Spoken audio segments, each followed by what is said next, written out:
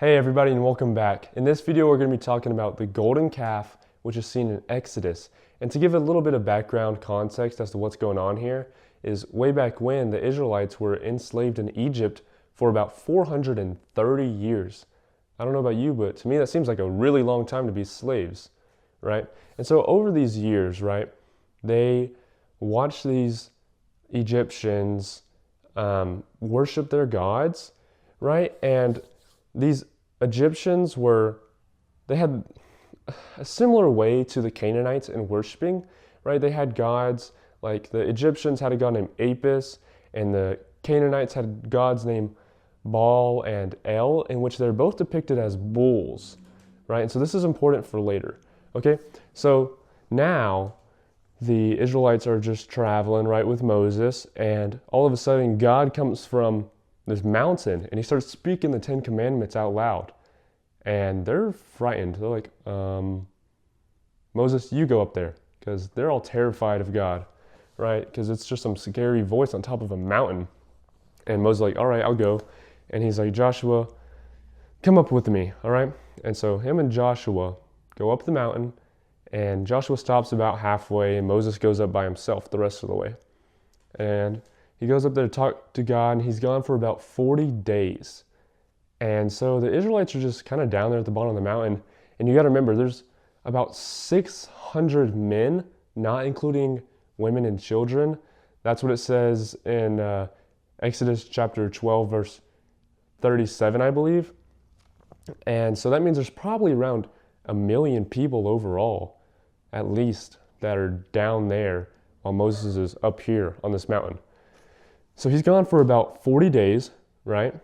And while he's up there, the Israelites are down on the ground and they're like, They're talking to Aaron. They're like, is Moses ever really going to come back? We haven't, heard from God in forever. Can you make us a golden statue of a calf so that we can worship it? They're like, because we haven't seen God, so I just want to put an image to his face. Because that's what the Egyptians did with their gods. They put an image to their face. They got these bulls, right? Or these calves, because bulls and calves represent strength and fertility. And so as they watched them for 430 years worship their gods through these idols, they're like, maybe we should do that too, because we can't see our God. That's a good idea, right? So they weren't worshiping other gods, right? In the English translation, I'm reading out the NLT, it says, let's see, O Israel, these are the gods who brought you out of the land of Egypt. But that's not actually what it says in the original text. In Hebrew, the word is Ella Elohetsha, which is also it comes from Elohim, which you've probably heard before. It means God or gods, right? So singular or plural, right? And if we go down to the next line, it says, tomorrow we will we'll have a festival for Yahweh. So they're not talking about gods, clearly, because the line after this is singular, meaning that they aren't worshiping many gods. No, they're worshiping Yahweh. They're trying to do it through this idol, though. And that's not right. That's completely wrong. God says, have no idols before me, right?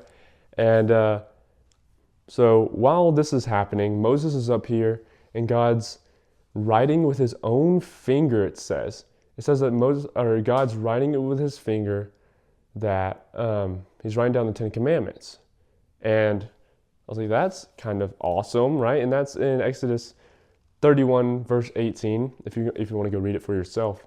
So God writes the Ten Commandments on these stones, right, on these tablets, and he engraves it with his finger. God himself. That's awesome. And so then God's like, Moses, they're doing some weird stuff down there, right? Because they got Aaron to build this golden calf. And Aaron was like, give me all your gold. And then he burns the gold and puts it into a idol maker, like a cast iron skillet, but to make idols, yeah, not good. And so he makes this idol, right? And they're all worshiping it, and they're celebrating, and they're drinking, and they're partying, and they're doing some other not so good stuff that YouTube probably would take this video down if I said aloud. And anyways, so God's like, go down there and check on your people, because if not, I'm going to kill them, basically. Yeah, God was very, very angry. And Moses like, hold on, let me go talk to him, right? And he goes down there, and Moses like, what the heck? And he throws down the Ten Commandments and breaks them. And this was a physical sign that the covenant was broken, right? This covenant was the Ten Commandments, right? And whenever they acted upon this idolatry, they broke the covenant. And Moses throwing them down was a physical sign that that covenant was done for. It was over, because they wanted to go worship other gods. Even though they were trying to worship Yahweh, they weren't doing it right. They were worshiping a physical calf. That's still idolatry. Even though they were trying to worship Yahweh, they were doing it wrong. And God was not happy, because no, God's not a calf. And so then, yeah, it goes horrible, and Moses goes back up, and, well, first, Aaron's like, well, they made me do this. Like, they made me do it. Bruh, what? Yeah, so they didn't make Aaron do nothing, actually. And he's like, I don't know, I just threw the gold in the fire, and a calf came out, like a golden calf came out. And Moses like, because that's not what happened. He put it in a little cast iron idol maker thing, remember? Yeah, so he just lied to Moses, and Moses is like, fine, I'm going back up there to God, and I'm gonna try and see if he's not gonna kill you, right? And so Moses goes back up there, and he's like, listen, I'll take all the blame. You can kill me all you want, send me to hell. I'll take it all for my people, right? And God's like, nah, I'm gonna punish those who sin against me. You weren't the one who sinned against me.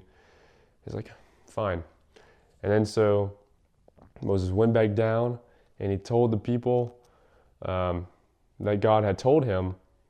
He's like, hey, everybody who's on God's side, come to me. And guess who went to him? Out of the 1 million people, right? It was just the Levites, the tribes of Levi. Yeah, they're the only people that were holy enough to set themselves apart, right, to be holy, and come to Moses and say, I'm on God's side. That's it. And so God told Moses, he's like, all right, give the Levites their swords and have them kill 3,000 men, whether it's their children, their family members, their brothers, their neighbors, it doesn't matter. Kill those who went against me, right, and started worshiping this idol. So they killed 3,000 men. But remember, there's about 1 million people here. So that's a ton of people, but it's not even like 1% of everyone there. All right, yeah, so in Deuteronomy chapter 33, verses 9 and 10, it talks about how the Levites are chosen because of their holiness, right? And then it goes on to talk about how God's like, hey, an angel's going to lead you where I want you to go. So just follow this angel and take your people out, go, right? And then it says, then the Lord sent a great plague upon the people because they had worshipped the calf Aaron had made. So they had already killed 3,000 people, right? And yeah, now they're getting a plague. But I was looking into this because remember the plagues just happened in Egypt. But the Hebrew word is actually like majepha or something like that. And it means a blow or a strike or a plague. So it might not have been like locusts coming after them, but it could have been a disease, or God could have sent one of his divine judgments and killed a bunch of men again. It could have been just like a fatal outbreak. Yeah, I mean, you never know. But it didn't have to be like a locust plague or water turned into blood again, because that's the Hebrew word. It just means a fatal blow type of thing. So, yeah. And that's the end of chapter 32, which is the majority of the calf, right? But I think what's funny is in chapter 33, verse 3, it says, go up to this land that flows with milk and honey, but I will not travel among you, for you are a stubborn and rebellious people. If I did, I would surely destroy you along the way. So God's like, I'm not going with you because you go against me too much, y'all rebel so much, like I'm going to destroy you if I go with you. So I'm just going to sit this one out, which I thought was kind of funny. But yeah, so that's the story about the golden calf. And some lessons I have are be patient, right? Another word for that is long suffering, which we see in Galatians chapter 5 when it's talking about the fruit of the Spirit. right? So be patient, let God work, even though you might not physically see God, right? He's still there, yeah? And he sees you. Remember that, he sees you all the time. Just because you can't physically see him does not mean he can't see you. So, you gotta act good even when he's not watching, but you should wanna act good all the time out of love for God, right? And then obviously idolatry is a very big part of this story, right? Have no other gods before me, gods, right? Because they're not actually gods. So yeah, one of my lights actually just went out, but I just finished up the story anyways. So that's gonna end it for today. Remember, be patient, right? Just because you can't see God does not mean he's not there. And have no other gods before actual God, Yahweh, right? Have no idols, okay? That's horrible. That's what the Ten Commandments are focused on, right? That's what the Ten Commandments really are, is to have no idols, right? Because if you make God your idol, technically, then you're not going to want to do those things, right? All right? Y'all have a great day. I'll see you on the next video. Peace.